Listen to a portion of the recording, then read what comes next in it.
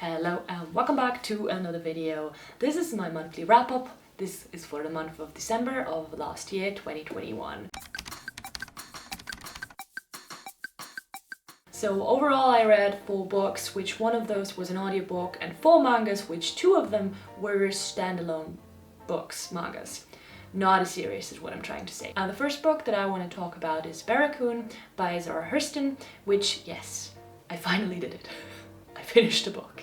Took me long enough. For those of you who are not tired of hearing me saying this, this is an interview between Zora Hurston and Kosola, the so to say last American slave. Like, he was one of the last men that got shipped from Africa to the USA. Shipped is kind of insensitive, isn't it? So he was brought there by boat, by ship. Well, when I went into this, I kind of thought that I was going to read about the horrors of slavery, but actually what I came to realize is that the vast majority of what is written in here is about the time after Kosola got freed, like slavery was over, like he was a free man. I'm not gonna comment on this. And the other parts are about his time in Africa. And in not showing any of the gruesomeness of slavery, this book is quite different from other anti-racism books or books about slavery that I've read so far. It's kind of not there to judge anything that happens. It's just Kosola telling the story the way that he lived it, and also Hurston not commenting on any of this, but just putting it out there. So in the end, it becomes more about the person than the fact that he was a slave. By the way, I didn't rate this. I didn't know how. I couldn't figure out the rating. Then I listened to The Psychology of Money, which is a short one. I think it only lasted about 6 hours and I listened to it on double speed, so 3 hours. It was actually a nice evening to myself, cleaning the flat. So, I mean, you can maybe figure it out, because this book is called The Psychology of Money. There were actually quite a few psychological backgrounds to our way of dealing with money and savings, and most of them were familiar to me. But there were also some historical anecdotes that I didn't know of, so it kind of kept its balance. Also though, unfortunately, I did notice some correlations, or, oh my god, I wrote it down, spurious relationships that were mistaken for causal relationships. Overall though, they didn't do much harm in my opinion, so it is what it is. But if you're reading books like that, better be cautious of those ones, because the conclusion may seem plausible but doesn't always have to be true. Anyways, 3 stars. And then I read Elon Musk's Biography by Ashlee, Vance, which, to be honest, I feel embarrassed to admit this, but I only picked this up because I am a fan of Grimes music and I was interested in seeing which kind of man she liked. I mean, I picked it up before they separated, just saying. Anyways, I pretty quickly forgot about this because Elon actually is pretty fascinating. I kind of just wish that there was a bit more on his personality as opposed to the businesses that he ran or still runs, which is the main focus of this book. But dare I say it, I never knew I needed a Tesla. Now I know. Thanks for that. So although a bit outdated, I think this came out like 5 or 6 years ago, which, yeah, not even a bit outdated, is quite a lot outdated. But if you care about the engineering and the business behind him, like, definitely a recommended read.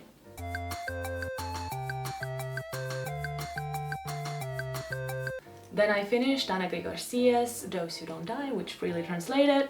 Fingers crossed that it gets translated. First thing I noticed about this one, it has a freaking Twilight quote.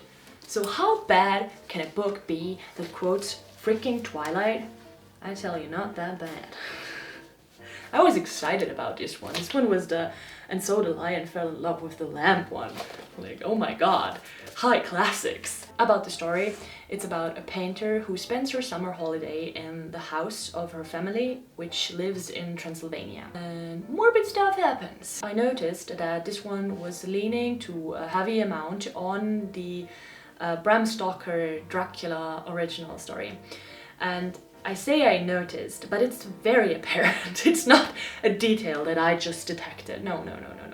It's literally talking about Vlad the Impaler, aka Count Dracula, and about the majority of the second half of this. But I mean, in total honesty, it just borrows some aspects of Dracula. It's not completely a retelling or anything like that. Like, for example, the story is kind of written in the style of a memoir, whereas Dracula is kind of a diary collection. I'm not too familiar with the meaning behind Dracula, but I know that there are some sexual, there are some sexual undertones in the story. And I mean, whereas in Dracula there's some blood sucked out of some beautiful necks, this one goes straight to necrophilia. Sleep well. Oh my god, that was a menacing laugh, I'm sorry. 3 out of 5 stars. One book done. Next book. Oh my god, I'm actually already at the manga section. I'm gonna start with Naruto, because I have the least to say about it. I have 3 words: magnificent, untouchable, and best story ever invented. 5 out of 5 stars. What do you think? Holding it upside down the entire time. Also, I continued with Monster, which stays strong.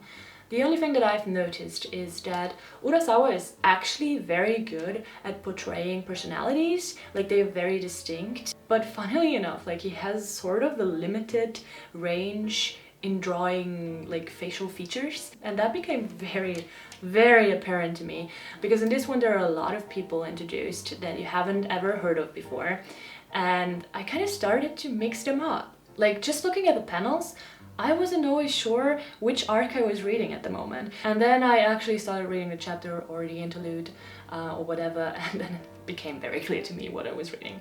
What can I say? 5 out of 5. Next I read Sensor by Junji Ito, and that's right, I bought a manga and I immediately read it. Pretty proud of myself, yeah. This is the story of a Magami, also called Heavenly Hair. And this heavenly hair is kind of just floating around in the air, around the area of a specific village, next to a volcano. The amagami, by the villagers perceived as blessings by the gods, are actually amplifying the 5 senses, or sensors, hence the name, of the people that they are sticking to. Like, the hairs do stick to body parts and stuff like that, and then they enhance your senses. But is this hair really a blessing from the gods, or does it actually come from an evil spirit? Oh well. This story is as disgusting and vile as Junji Ito's stories always are. But it kind of engages with the question about existence, like, where do we come from? What is the universe? Is there a god?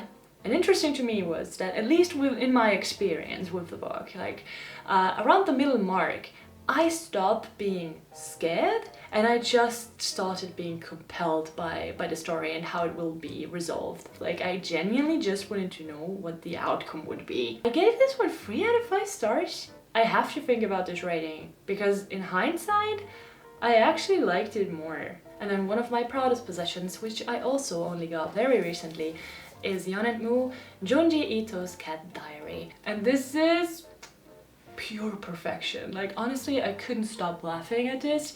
It is drawn in the style of his horror mangas, but it is actually very sweet. So you have this juxtaposition of this art style of, you know, just the most horrible features, bodily features of humans, just enhanced, like the sleep-deprived eyes, the double chins, the saliva, I don't know. And it's like there, it's all there, and it's horrible.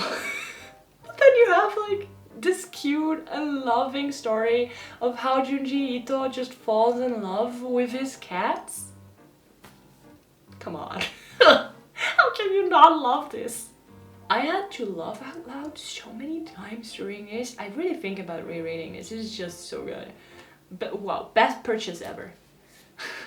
Thank you, Lena, for this present. Anyways, that's about it with the wrap up for December. Thanks so much for watching, and I'll see you at another time in another video.